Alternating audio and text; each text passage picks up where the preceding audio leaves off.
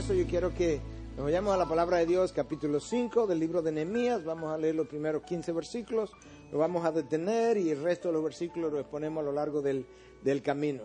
Comenzando en el versículo 1, y hubo un gran clamor del pueblo y de sus mujeres contra sus hermanos judíos.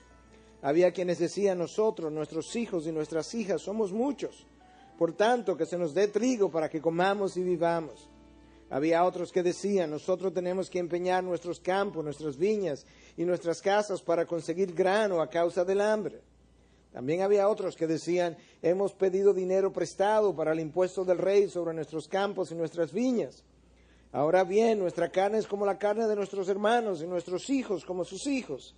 Sin embargo, he aquí, estamos obligando a nuestros hijos y a nuestras hijas a que sean esclavos, y algunas de nuestras hijas ya están sometidas a servidumbre y no podemos hacer nada, porque nuestros campos y nuestras viñas pertenecen a otros. Entonces me enojé en gran manera cuando oí su clamor y estas palabras. Se rebeló mi corazón dentro de mí, contendí con los nobles y con los oficiales, y les dije: estáis cobrando usura cada uno a su hermano, y congregué contra ellos una gran asamblea. Y les dije: nosotros, conforme a nuestras posibilidades, hemos redimido a nuestros hermanos judíos que fueron vendidos a las naciones, y ahora venderéis a vuestros hermanos para que sean vendidos a nosotros. Entonces se quedaron callados y no hallaron respuesta. Y agregué: no está bien lo que hacéis. No debéis andar en el temor de nuestro Dios a causa del oprobio de las naciones enemigas nuestras. También yo y mis hermanos y mis siervos les hemos prestado dinero y grano. Os ruego pues que abandonemos esta usura. Os ruego que hoy mismo le devolváis sus campos, sus viñas, sus olivares y sus casas. También la 100ª parte del dinero y del grano, del mosto y del aceite que estáis exigiendo de ellos. Entonces ellos dijeron: lo devolveremos y no le exigiremos nada. Haremos tal como has dicho. Y llamé a los sacerdotes y les hice jurar que harían conforme a esta promesa. También sacudí los pliegues de mi manto y dije: así sacuda a Dios de su casa y de sus bienes a todo hombre que no cumpla esta promesa. Así se ha sacudido y despojado. Y toda la asamblea dijo: amén. Y alabaron al Señor. Entonces el pueblo hizo conforme a esta promesa. Además, desde el día en que el rey me mandó que fuera gobernador en la tierra de Judá, desde el año 20 hasta el año 32 del rey Artajerjes, 12 años, ni yo ni mis hermanos hemos comido del pan del gobernador.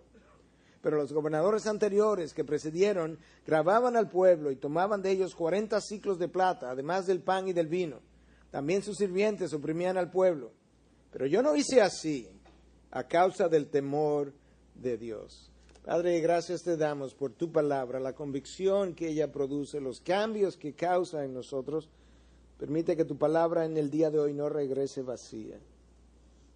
Que tú puedas hurgar los corazones, penetrar las mentes, circuncidar los oídos, quebrar las voluntades y ayudarnos a entender nuestra responsabilidad de justicia social ante los demás. Te lo pedimos en tu nombre. Amén.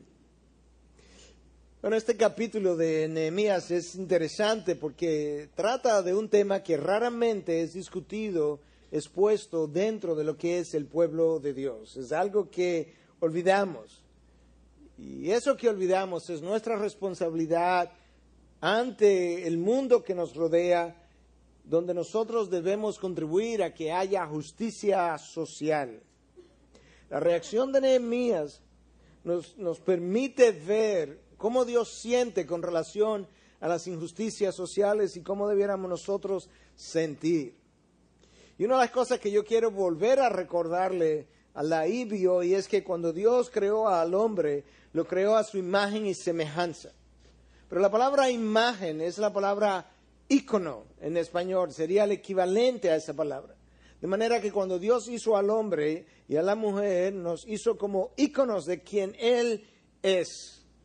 En todos los ámbitos que nosotros nos movemos, tenemos la responsabilidad de representar esa imagen. Y por tanto, si el carácter de Dios es justo y santo, Dios espera que cuando su pueblo se mueva en esta sociedad, ellos puedan reflejar su justicia y su misericordia y su santidad ante el mundo. Este es un tema que quizás no aparece en cada libro de la Biblia, pero aparece con frecuencia en múltiples de los libros de la Biblia de diferentes maneras. La ley de Moisés, el Pentateuco, tiene múltiples referencias a estas cosas, a esta justicia social que Dios espera que nosotros tengamos ante los demás. Éxodo 22, a partir del versículo 21, el libro del Éxodo que cubre apenas el primer año de los 40 años en el desierto, ya al principio Dios comenzó a decirle a su pueblo, al extranjero no maltratarás, no simplemente al judío, al extranjero no lo maltratarás, ni oprimirás, porque extranjero fuisteis vosotros en la tierra de Egipto. A la viuda, al huérfano no afligiréis. Si lo afliges y él clama a mí, ciertamente yo escucharé su clamor. Y se encenderá mi ira, y os mataré a espada, y vuestras mujeres quedarán viudas, y vuestros hijos huérfanos. Si prestas dinero a mi pueblo, a los pobres entre vosotros, no serás usurero con él, no le cobrarás intereses. Si tomas en prenda el manto de tu prójimo, se lo devolverás antes de ponerse el sol, porque su único abrigo es el vestido para su cuerpo. ¿En qué otra cosa dormirá? Y será que cuando él clame a mí, yo le oiré, porque soy clemente. En este texto Dios nos deja ver la obligación que tenemos, no solamente con el hermano, en este caso con el cristiano, aún con el extranjero. Y luego entonces con el huérfano, con la viuda, con el débil, con el menospreciado, con aquellos que están en pobreza. Y Dios promete que si ellos claman a Él por la injusticia que están sufriendo, que Él se compromete a responder su clamor y nos lo va a hacer pagar aún en la próxima generación con nuestros hijos y con nuestras hijas. Y quizás parte, en ocasiones, de la injusticia que hemos sufrido es simplemente el reflejo, el pago de las consecuencias por nosotros ser tan injustos con otros. Con la misma vara que mides, de esa misma forma se te medirá. Y quizás parte de lo que pagamos en la injusticia que otros cometen contra nosotros es precisamente el sentido de justicia con el que yo he estado viviendo. Con poca misericordia y siempre midiendo con un sentido justo de las cosas y en otros casos y en muchos casos con un sentido injusto que todavía peor. Pero Dios dice, cuando Él clame, yo voy a responder, no porque Él sea bueno, no porque Él se lo merezca, porque yo soy clemente, yo soy benevolente, porque yo soy bueno, porque soy un Dios de misericordia, un Dios de gracia. Y mi gracia, mi misericordia, mi bondad necesitan mandatoriamente ser reflejadas en este mundo. Y cuando tú no las reflejas, yo me encargaré de que sea reflejada. Pero si hay algo que yo sé de la palabra de Dios, si hay algo que yo sé de su creación, es que Dios nos creó precisamente para su honor y su gloria, y eso implica que lo que yo haga, lo que yo diga, lo que yo trabaje, de alguna manera tiene que reflejar su imagen. Y su imagen y su carácter implican gracia, misericordia, benevolencia, bondad y un sentido justo de equidad, que no haya prejuicios ni opresión contra el otro. Los profetas del Antiguo Testamento hablaron de eso. Miqueas habló de eso, Amós habló de eso, Isaías habló de lo mismo. Y quizás la denuncia más severa vino de Amós, el profeta de la justicia social. El profeta que dice en 2, 6 y 7, así dice el Señor, por 3 transgresiones de Israel y por 4 no revocaré su castigo, porque venden al justo por dinero y al necesitado por un par de sandalias. Los que pisotean en el polvo de la tierra la cabeza de los desvalidos, también tuercen el camino de los humildes. Por 3 transgresiones, Israel. En el Antiguo Testamento habían los oráculos de maldición y los oráculos de bendición. Y los oráculos de maldición son los oráculos que comienzan frecuentemente con un ay de vosotros, woe to you. Los oráculos de bendición frecuentemente comenzaban o con un bienaventurado o en verdad os digo, como Cristo vino a decir posteriormente.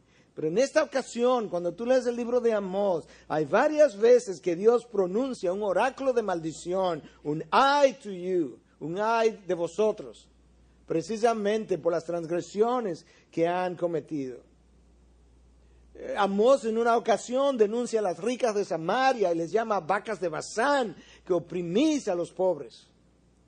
Ese es Dios hablando, ese es Dios en su corazón sensible, en su corazón airado contra la injusticia que habla. Y yo quiero hablar de todo esto de manera de introducción, porque de esto se trata este capítulo de Nehemías.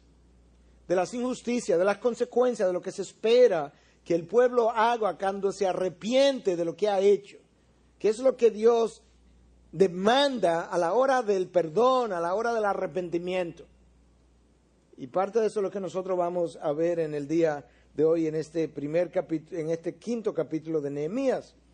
El primer versículo comienza diciendo: y hubo un gran clamor del pueblo y de sus mujeres contra sus hermanos judíos. Había quienes decían: nosotros, nuestros hijos y nuestras hijas somos muchos, por tanto que se nos dé trigo para que comamos y vivamos. La palabra traducida ahí al español como clamor es la misma palabra que aparece en el capítulo 2 del libro del Éxodo, cuando habla de que el Señor oyó el clamor del pueblo precisamente por la opresión de la esclavitud en la nación de Egipto, de tal manera que parece ser que la opresión, el caos, la dificultad en estos momentos quizás era comparable a lo que había pasado a la nación de Egipto cuando los egipcios esclavizaron a los judíos, excepto que en esta ocasión es judíos oprimiendo a judíos. Y tú tienes varios grupos aquí que son identificados por separados con diferentes quejas, que probablemente reflejan diferentes niveles de dificultad económica o de pobreza. El primer grupo está hablando de que no tiene comida, no tiene trigo, que se nos dé trigo suficiente para comer. Este grupo no tiene posesiones, no tiene nada, no tiene dinero, de hecho no tiene ni siquiera comida. Ese es el primer grupo que mencionamos, versículo 1 y 2.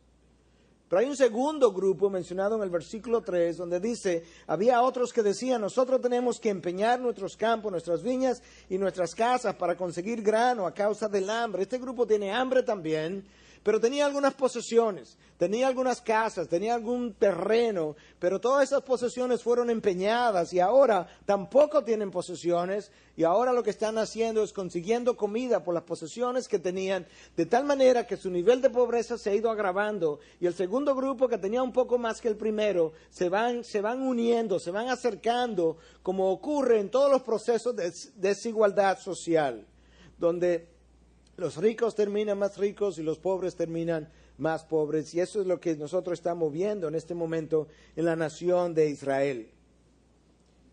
Y había todavía un tercer grupo que todavía le quedaban sus propiedades, todavía no la habían cedido, no la habían empeñado.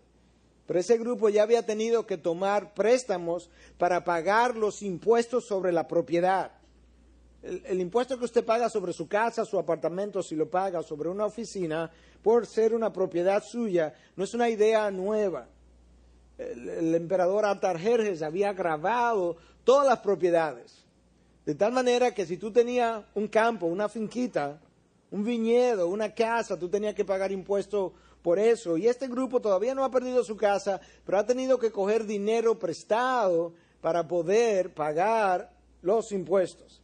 Y eso aparece en el versículo 4, donde dice: también había otros que decían: hemos pedido dinero prestado para el impuesto del rey sobre nuestros campos y nuestras viñas. Lo que empeoraba la situación era el hecho de que en la antigüedad la tasa de interés por esos préstamos usualmente oscilaba entre un 50 y un 75%. Algo enorme, una usura monumental, pero peor aún cuando es el pueblo judío que está cobrando esta usura al pueblo judío. Y de eso es lo que este texto nos está hablando. Ahora tú tienes los tres grupos identificados. A uno le falta comida, el otro acaba de empeñar pero no tiene propiedades ni tiene nada. El otro acaba de empeñar sus propiedades para conseguir comida, y el tercer grupo le quedan sus propiedades, pero ahora han incurrido en préstamos gravosos que quizás no podían pagar. De hecho, no sin el quizás, no podían pagar el préstamo, porque esa es la próxima queja, la próxima explicación es lo que estaba ocurriendo precisamente porque ellos no podían pagar estos préstamos a estas tasas de interés. Versículo 5. Ahora bien, esta es la explicación, ¿qué es lo que está pasando? Nuestra carne es como la carne de nuestros hermanos y nuestros hijos, como sus hijos. Sin embargo, He aquí, estamos obligando a nuestros hijos y a nuestras hijas a que sean esclavos. Y algunas de nuestras hijas ya están sometidas a servidumbre. Y no podemos hacer nada porque nuestros campos y nuestras viñas pertenecen a otros.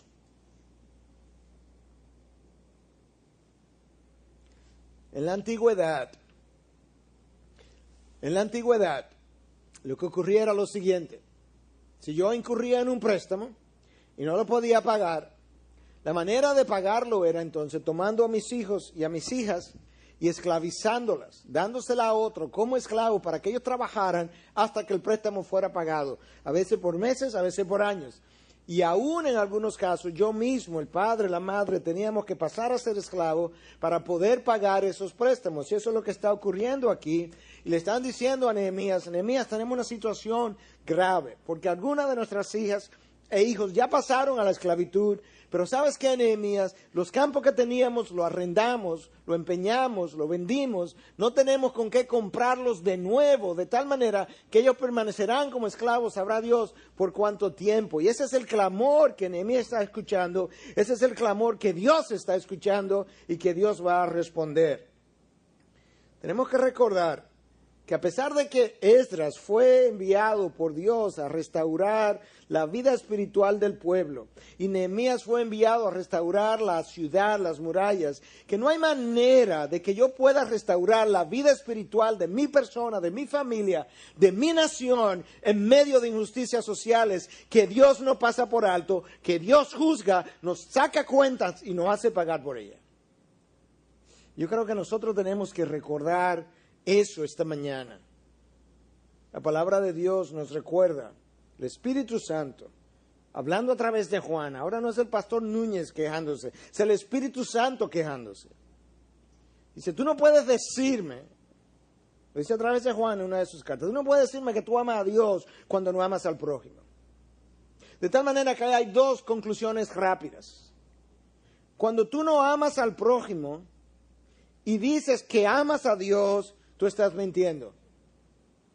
La palabra te hace mentiroso.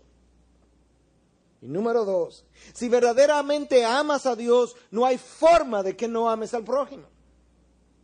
No hay forma de que no sientas por él. No hay forma de que no quieras ser misericordioso. No hay forma de que tú no quieras ser bondadoso. El Espíritu de Dios revela eso. Y eso no es nuevo, eso no es del Nuevo Testamento, eso no es del Nuevo Testamento porque es el Dios bondadoso, es el Nuevo y el Antiguo Testamento del mismo Dios bondadoso y justo de siempre. Oye como el profeta Miqueas lo dice en 6:8, Él te ha declarado, oh hombre, yo creo que ese oh hombre tiene un significado incluso. Él no simplemente dice, Él pudo haberlo inspirado de esta manera, Él te ha declarado lo que es bueno. No, Él hace una pausa. Él te ha declarado, oh hombre. Está llamando la atención. Lo que es bueno. ¿Y qué es lo que es bueno? ¿Y qué es lo que demanda el Señor de ti? Sino solo, escúchame, yo te voy a resumir de acuerdo a Dios la esencia de la vida cristiana en tres cosas. Nada más. Dios dice, esto es lo que Él demanda de ti. Solamente. Practicar la justicia, amar la misericordia y andar humildemente con tu Dios. Resumen de toda tu vida cristiana. Ahora escucha cómo Dios lo dice. Esto es lo que el hombre demanda, no sugiere, no recomienda, demanda. Y lo demandado implica que cuando no lo cumplas te lo voy a sacar en cuenta. Y a Moisés le dijo, cuando te lo saque en cuenta, te lo voy a sacar en cuenta en tus hijos y en tus hijas incluso. Para que aprenda a no hacerle eso a los hijos y a las hijas de los demás. Dios lo demanda. Que hagas justicia en todos los ámbitos. Que no tenga un trato desigual. Que no sea injusto. Que ames la misericordia. Oye lo que Dios no dice. No dice que obres misericordiosamente. Es fácil obrar misericordiosamente. Otra cosa es amar la misericordia. Viene alguien a pedirte. Está bien. Toma, vete. Yo obré misericordiosamente porque yo no tenía que hacerlo. Pero mi actitud revela que yo no amo la misericordia en lo más mínimo. Y Dios dice, yo no te estoy demandando que actúes con misericordia. Yo te estoy demandando que ames la misericordia. Porque eso me representa a mí. Y tú eres mi ícono, tú eres mi imagen. Y cuando el otro te ve a ti en gran manera, me está viendo a mí que moro en ti. Y a manera de ilustración, aunque frecuentemente no me gusta hacer esto, pero para ilustrar lo que implica amar la misericordia, yo vi ese ejemplo en mi padre, cuando todos los días había que cocinar extra para alimentar personas que venían a comer al mediodía. Y si por casualidad eso se olvidaba, al momento de estar sentado, él se paraba, cogía un plato y de cada uno de nosotros sacaba comida para hacer un plato para aquellos que venían a pedir comida.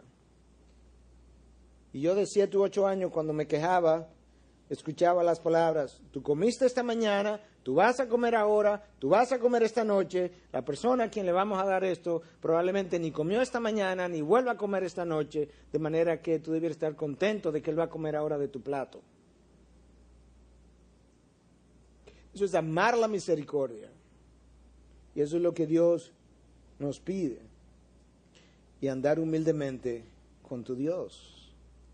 La razón de la humildad estar ahí es que muchas veces el orgullo y el pretender que yo merezco, yo hice, yo me gané, y estos son mis méritos, lo que muchas veces no nos permiten amar la misericordia. La vida cristiana no es tan complicada, es bien resumida. La complicamos nosotros con nuestros orgullos y nuestra forma de pensar y nuestro sentido de justicia, que muchas veces solamente queremos ajusticiar al otro, pero todo el tiempo pedirle a Dios que nos vea con ojos de misericordia. Practicar la justicia, cuando Dios dice el requisito número 1, practica la justicia, no implica cumplir con la ley de los hombres. Los incrédulos pueden hacer eso. Dios implica tú tienes que ir más allá y tú tienes que ir a cumplir con la ley moral. La ley dominicana pudiera no querer darle ciudadanía a los haitianos. Eso es una injusticia cuando han nacido en nuestro país. Porque ese dominicano cuando nace en Estados Unidos quiere su ciudadanía. Y aunque la ley dominicana lo establezca de una manera, es inmoral delante de los ojos de Dios. Y Dios no lo va a dejar pasar. Y va a sacar cuenta y no va a pasar cuentas. Por injustos. Porque queremos tratar al haitiano de una manera y que a nosotros nos traten de otra manera cuando llegamos a Estados Unidos. Y el clamor de Dios no va a pasar desapercibido. ¿Y qué si Dios ha querido traer a nuestros hermanos de allá para acá para que encuentren salvación en nuestro país, fuera del vudú? ¿Tú tienes problema con eso? La tierra y toda su plenitud es de Dios. Y Él hace lo que Él quiera con su mundo. Y tiene el derecho. Y Él está pendiente de lo que está ocurriendo. Si tomas en prenda el manto de tu prójimo, le prestaste algo, déjame tu manto en la mañana, como garantía, se lo devolverá antes de que se ponga el sol. Porque es su único abrigo, es el vestido para su cuerpo. ¿En qué otra cosa dormirá? ¿Tú estás oyendo lo que Dios está diciendo? Le prestaste en nuestro sistema monetario, le prestaste 100 pesos y le dijiste, sí, pero déjame el abrigo por si acaso. Cuando él se vaya a dormir, se lo devuelve. Te haya pagado o no, él tiene un solo abrigo quizás, y en eso que va a dormir, devuélveselo. Y Levítico 19:13 habla de que al jornalero, la persona que trabaja por ajuste, un día 250 pesos, 300 pesos en nuestro sistema económico, ese salario no se lo retendrás toda la noche. En otras palabras, no le puedes pagar mañana. Eres un abusador cuando se lo retienes. Tú lo contrataste por un día, él terminó su día, al final del día tú le pagas su día. Que no tuve, que no calculé, pues calcula bien. Porque él ha trabajado y es pobre, necesita su dinero. Y yo estoy en los cielos para hacerte rendir cuenta. Eso no es simplemente Antiguo Testamento. El Dios de la ley, el Dios de la severidad. No, el Nuevo Testamento es el mismo Dios. Mira lo que Dios le dice a los fariseos, a los escribas, que se conocían la ley, que la podían recitar, que ayunaban 2 veces por semana. Cuando ellos terminan de hacer todo esto, ¿sabes lo que Cristo? Yo te lo voy a resumir en el lenguaje migueleno, como castellano, más o menos. El resumen de lo que te voy a leer, ¿sabes cuál es? Y ese es el resumen. Ay de vosotros, escribas y fariseos, hipócritas, porque pagáis el diezmo de la menta, del eneldo, del comino, y habéis descuidado los preceptos de más peso de la ley. ¿Qué importa? Y si tú ayunas, tú oras, tú te sabes la ley, cuando tú violas los preceptos, escúchame, los preceptos de más peso de la ley. ¿Cuáles son los preceptos de más peso de la ley? Escucha, la justicia, la misericordia y la fidelidad. ¿Tú quieres saber cómo yo peso mi ley? Yo miro cómo tú haces justicia, yo miro cómo tú haces misericordia y amas la misericordia, y yo miro si eres fiel o no, y esas son las cosas de más peso en la ley. Y estas son las cosas que debíais haber hecho, sin descuidar aquellas. Aquellas están bien, pero estas no las puedes dejar de hacer. ¿Por qué? Porque el que ama a Dios verdaderamente, ama la misericordia, practica la justicia y camina en humildad de corazón con su Dios. La palabra mishpat es la palabra justicia en este contexto, en el hebreo. E implica la protección del débil contra el poder, del débil del poderoso, su protección. Y la garantía de un sistema judicial que funcione bien. Tú te das cuenta cuánto mishpat falta en esta nación. Y que falte del incrédulo, lo entendemos. Lo que no podemos entender es cuando falta del creyente. Que incrédulos y creyentes, tratados injustamente por hijos de Dios, cuando elevan su clamor, aun cuando ellos no sean buenos en conducta, Dios va a oír el clamor porque Él es benevolente. Y a veces como que no entendemos cómo cometemos estos abusos, pero Dios se irrita, al igual que Nehemías se irritó. Cuando tú te paras en un semáforo y bajas tu vidrio y alguien te ofrece un aguacate por 10 pesos, un cojito con 2 muletas, yo no sé si cuesta 10 pesos, pero lo voy a ilustrar, y tú le pides que te lo rebaje a 8 pesos, y luego llega a tu casa tan contento porque conseguiste que te rebajaran 2 pesos, un cojo, ese clamor llega a los cielos. Y Dios mira para abajo y dice, abusador. ¿No viste de quién te aprovechaste? ¿Qué tú vas a hacer con 2 pesos? ¿O con 10? ¿O con 20? Cuando tienes una trabajadora y la despides. La ley no me pide que yo le dé liquidación. ¿Desde cuándo tú trabajas para los hombres? Tú no eres el ícono de la ley de este país, tú eres el ícono de Dios. ¿Con qué la vas a mandar las próximas semanas? ¿Con qué va a comer? Si la ley de este país no la protege, Dios la protege. Y Dios demanda que nosotros la protejamos también. Vergüenza debiera darnos cuando no representamos a Dios correctamente. Nehemías se irritó, se opuso, se enfrentó a los poderosos, a los fuertes. Nehemías sabía, esto atenta contra la estabilidad de la nación.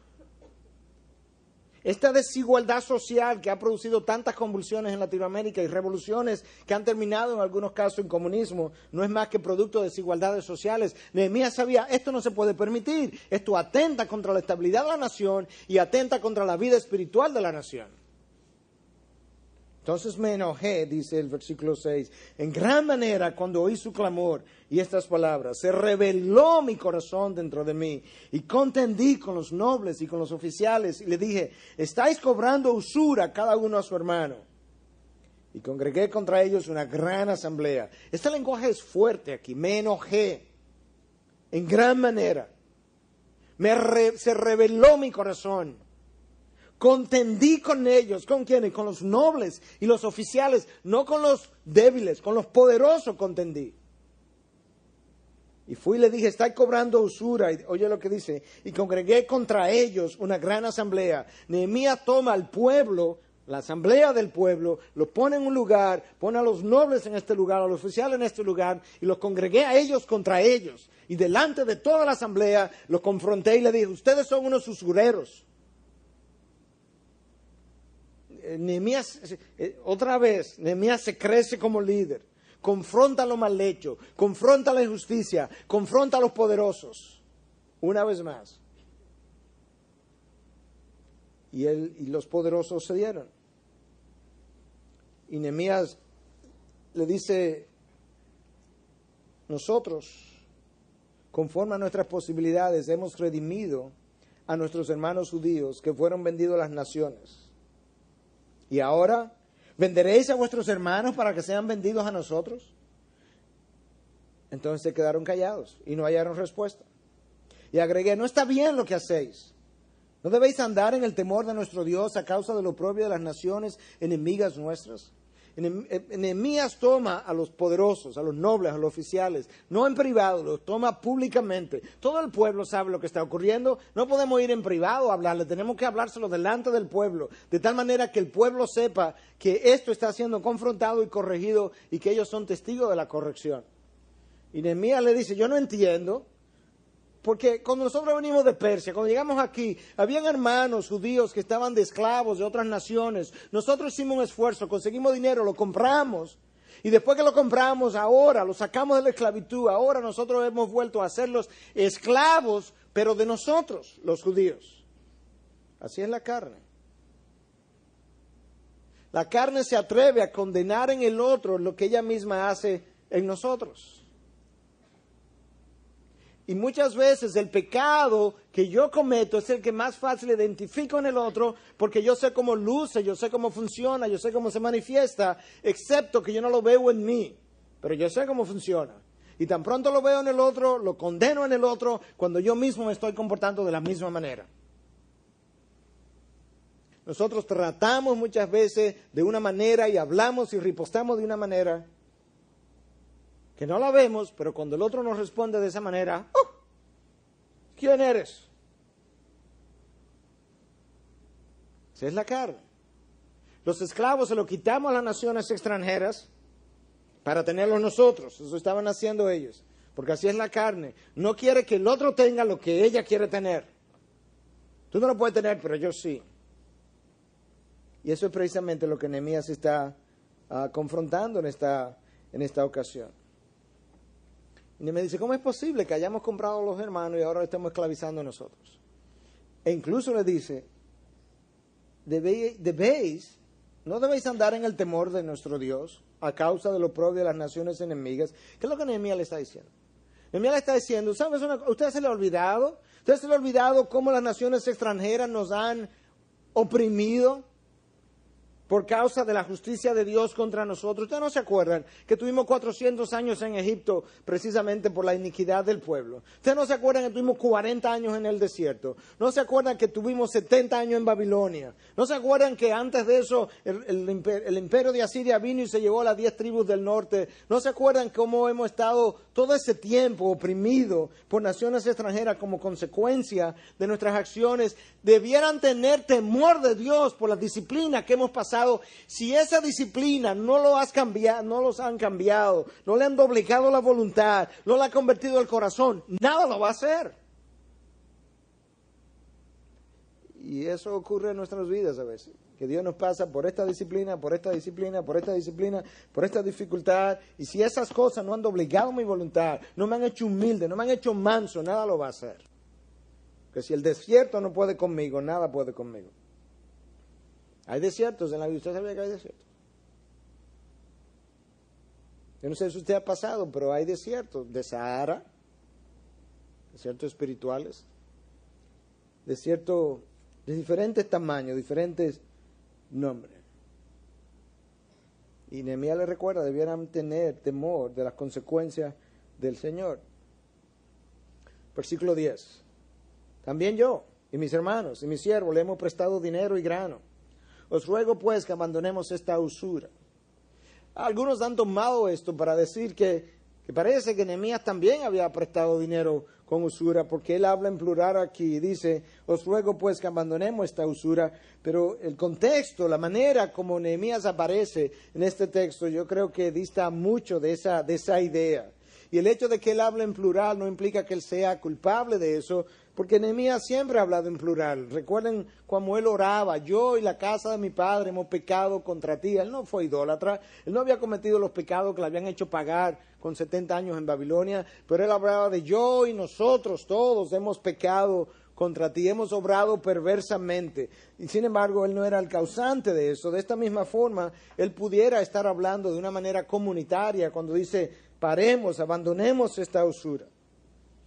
Yo creo que lo que Nehemías está diciendo es algo todo lo opuesto, es diciendo, yo sé lo que es prestar dinero, yo sé lo que es dar grano.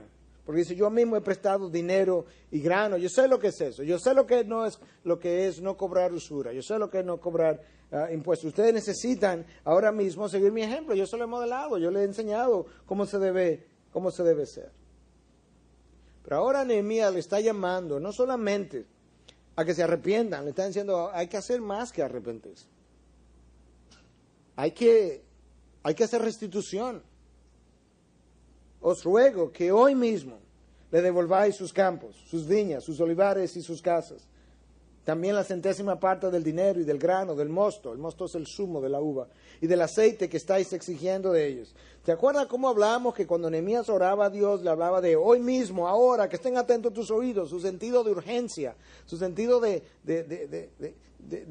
sentido del tiempo, de que ahora cuenta para siempre? Aquí tú lo ves otra vez más. Os ruego, no, él no dice, os ruego que hagáis un plan para ver cómo pueden devolver los campos, los viñedos, la casa. No. Os ruego que hoy mismo les devolváis sus campos. No esperen más.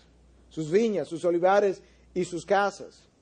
Y la 100ª parte del dinero y del grano y del mosto, del aceite, todo eso que ustedes han estado cobrando, que le devuelvan parte de eso. Hoy, que comiencen hoy mismo.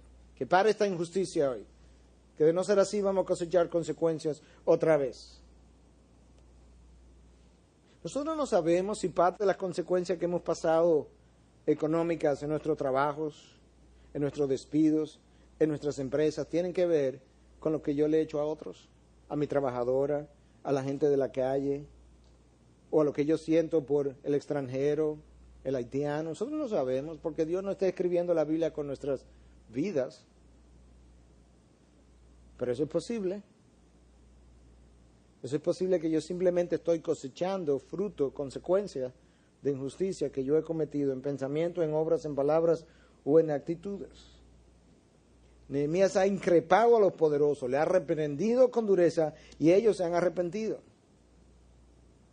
Ellos pudieron haberse rebelado contra Nehemías, eran los príncipes y los oficiales, tenían poder, tenían dinero, sin embargo no lo hicieron porque cuando Dios comienza a hablar y su espíritu se comienza a mover y Él comienza a usar su palabra, eso comienza a dar una convicción de pecado ante la cual nadie se puede resistir.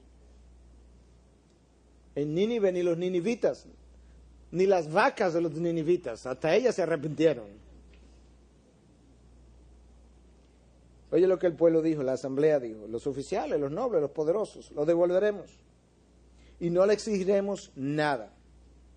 Haremos tal como has dicho. Y llamé a los sacerdotes y le hice jurar que harían conforme a esta promesa. En esa ocasión los sacerdotes eran los guardianes de los juramentos. Los juramentos en aquella ocasión no eran como los juramentos ahora, que la gente lo hace como si no lo hubiera hecho. No sé ni para qué lo hacen. Porque firman contrato y violan los contratos. Imaginémonos un juramento verbal. Yo dije eso. Ay, no. Tengo Alzheimer, será, pues yo no me acuerdo. Pero en aquella ocasión era diferente, pero sobre todo cuando tú llamabas testigos de peso y los sacerdotes eran los guardianes de los juramentos. Entonces Nehemías se está tratando de decir, aquí lo vamos a firmar, pero lo vamos a jurar delante de los sacerdotes. Ellos serán testigos de lo que ustedes hoy se comprometen a hacer. Nehemías se ha ganado el respeto, la autoridad. Él vuelve y se crece como líder. El pueblo vuelve y le reconoce en su autoridad. Y la gente estuvo dispuesta a devolver aquellas cosas que realmente había tomado y lo hizo jurar frente a los sacerdotes. También sacudí los pliegues de mi manto. Era una costumbre. Era una manera de convidar al otro, de reprender al otro y de hacerlo partícipe del juramento. Así sacuda a Dios de su casa y de sus bienes a todo hombre que no cumpla esta promesa. Así sea sacudido y despojado. Esto que yo estoy haciendo, esta acción simbólica muy típica del Antiguo Testamento, que de esa manera Dios sacuda tu casa, sacuda tu familia, si tú no cumples con lo que está diciendo hoy. En esa ocasión, esa acción tenía mucho peso. La gente entendía, esto es delante de Dios que se me está comprometiendo. Y toda la asamblea dijo, amén. Ahora están peor porque ellos dijeron que sí. Amén. Dice toda la asamblea. Y alabaron al Señor. Entonces el pueblo hizo conforme a esta promesa. No fue que lo prometieron nada más, lo hicieron. El pueblo hizo conforme a esta promesa. Cumplieron su voto. Y ellos recordaban las palabras de Moisés. Ellos recordaban la ley de Moisés, donde habla específicamente que cuando tú hagas un voto al Señor, cuídate de cumplirlo. Mira cómo lo dice Deuteronomio 23, del 21 al 23. Cuando hagas un voto al Señor tu Dios, no tardará en pagarlo, porque el Señor tu Dios ciertamente te lo reclamará y sería pecado en ti. Sin embargo, si te abstienes de hacer un voto, no sería pecado en ti. Lo que salga de tus labios, cuidarás de cumplirlo, tal como voluntariamente has hecho voto al Señor tu Dios, lo cual has prometido con tu boca. Cuando tú haces un voto, el día de tu boda, aquí delante, cuando haces un voto, aunque no sea de boda, pero hiciste un voto delante de Dios, lo que salió de tus labios, cuídate de que tú lo vas a cumplir. Tú has dado tu palabra y Dios te va a sacar cuenta por la palabra que tú has dado. ¿Por qué? Porque tú te identificas como su hijo y sus hijos tienen que representarlo a él y Dios nunca ha faltado a su promesa y a su palabra. Él espera que tú que le representas no falte a la tuya. Por eso. De tal manera que su imagen no quede manchada. Y Nehemías revela algo aquí que es extraordinario de su liderazgo, pero que al mismo tiempo nos ayuda a entender que realmente no pudo haber sido de aquellos que estaban cobrando usura. Porque Nehemías dice que por 12 años, desde el año 20 hasta el año 32 del rey Atarjerjes, que es increíble porque Nehemías como copero del rey le dice a Atarjerjes que él tiene que ir a Jerusalén resolver un problema de una muralla que el rey no conocía. Y se aparece 12 años después. Yo vengo ahora y viene 12 años después. Y Nehemías dice, durante esos 12 años yo no cobré mi salario. Mira cómo lo dice. Además, desde el día en que el rey me mandó que fuera gobernador de la tierra de Judá, desde el año 20 hasta el año 32 del rey Atarjerjes, 12 años, ni yo ni mis hermanos hemos comido del pan del gobernador, pero los gobernadores anteriores que me precedieron grababan al pueblo y tomaban de ellos 40 ciclos de plata, además del pan y del vino, también sus sirvientes que oprimían al pueblo, pero yo no hice así a causa del temor de Dios. La expresión el pan del gobernador era una expresión para hablar del salario del gobernador. Dice, por 12 años yo no tomé del pan, del salario del gobernador. La manera como se hacía era que ellos, los gobernadores, tenían la potestad, el derecho de que su salario saliera de un impuesto que ellos le imponían a la gente. Entonces ese impuesto, el que ellos determinaran, ellos tenían completa libertad de ese impuesto, ese era su salario. Y muchos gobernadores se hicieron millonarios precisamente a base de ese impuesto. Él dice, es más, no solamente yo, ni mis hombres tampoco han cobrado del dinero, del pan del gobernador. Pero el texto dice, ¿por qué? Dice esto, los gobernadores anteriores también grababan al pueblo, tomaban de ellos 40 ciclos de plata, además del pan y del vino. También sus sirvientes, no solamente el gobernador, hasta los sirvientes lo hacían, oprimían al pueblo.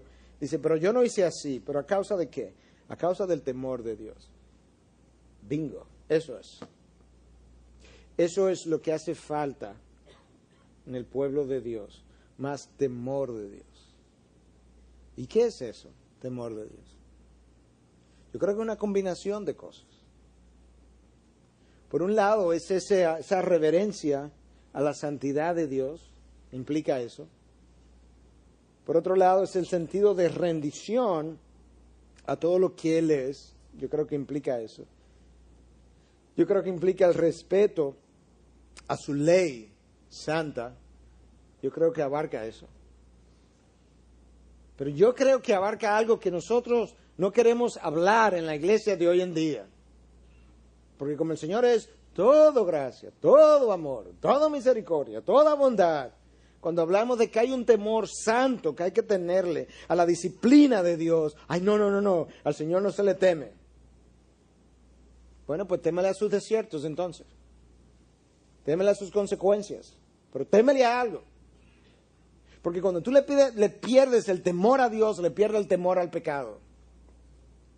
Y cuando tú le pierdes el temor al pecado, tú te desenfrenas.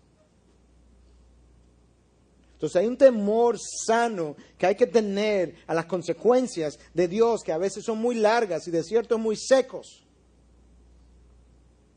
muy severos.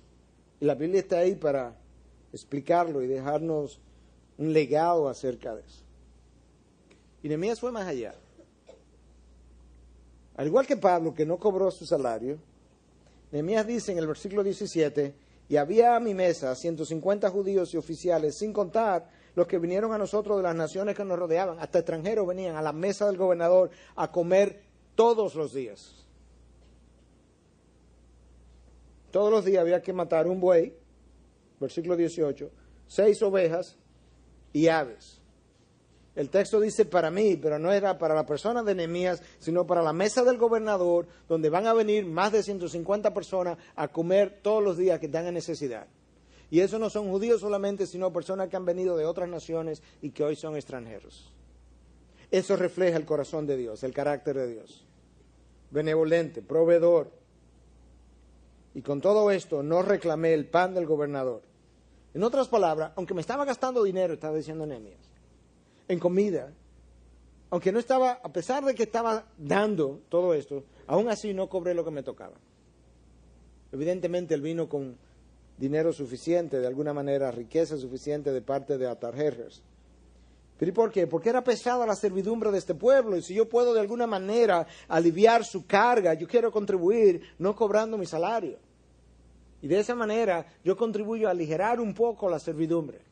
Y que se use mi salario en la comida de estos individuos que vienen a comer a mi mesa todos los días.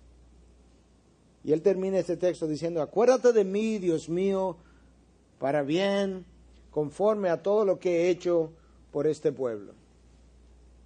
Yo no creo que Nehemías está diciendo, acuérdate de mí que yo he hecho tanto bien, tantas obras buenas, acuérdate de mis méritos. Yo no creo que es eso. Yo creo que es más Nehemías conociendo que él ha actuado con buenas intenciones, con una intención de misericordia, de ayudar a su pueblo, que él está diciendo a Dios, ten misericordia de mí también. Acuérdate que he actuado hasta donde mi conciencia me permite bien, con una conciencia santa y una intención santa para favorecer a mi pueblo. Ten misericordia de mí, acuérdate de mí, oh Dios. Pero tú tienes que estar muy seguro de lo que has hecho, de las intenciones, para ir donde Dios y decirle, acuérdate de mí conforme a lo que yo he hecho. Porque si lo que yo he hecho no ha sido hecho tan bien, tú le estás pidiendo a Dios, no gracia ni misericordia, sino justicia. Acuérdate de mí de acuerdo a lo malo que he hecho. Nehemías dice, no, acuérdate de mí de acuerdo al bien que he hecho. Él tiene que estar muy seguro de que él actuó con libertad de conciencia, con limpieza de conciencia, con una intención hasta donde él podía ver santa y pura delante de Dios. Integridad y Sabiduría es una producción que llega hasta ustedes gracias a los aportes de individuos y empresas comprometidos con la defensa de la fe.